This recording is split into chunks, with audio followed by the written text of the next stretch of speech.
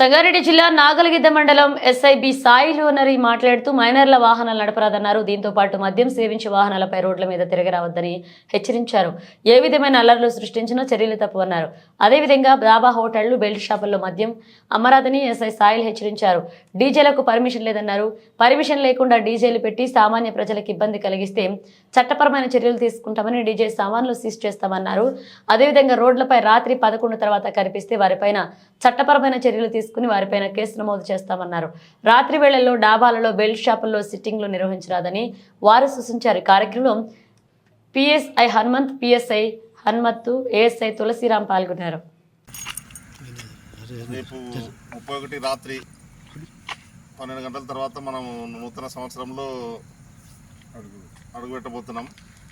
అందరూ ఆయురారోగ్యంతో ఉండి మంచిగా జరుపుకోవాలని కోరుతున్నాం.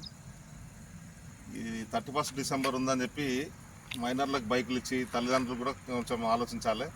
మైనర్లకు బైకులు ఇవ్వద్దు, లైసెన్స్ లేకుండా హెల్మెట్ లేకుండా వాహనాలు నడపొద్దు, మద్యం సేవించి వాహనాలు నడపొద్దు. మనం మద్యం సేవించే ముందు ఒక నిమిషం ఆలోచించాలి.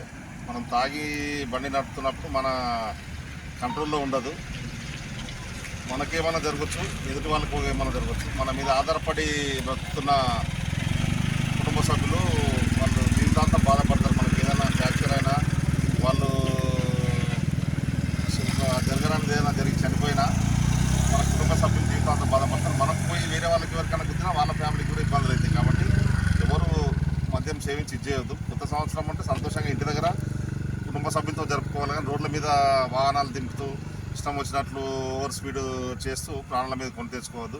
అట్లాంటిది ఏమైనా చేస్తే మాత్రం ఖచ్చితంగా చట్టరీత్యా చర్య తీసుకుంటాం. మద్యం తాగి వాహనాలు చేస్తే రేపు డ్రంక్ అండ్ డ్రైవ్ ఉంటుంది.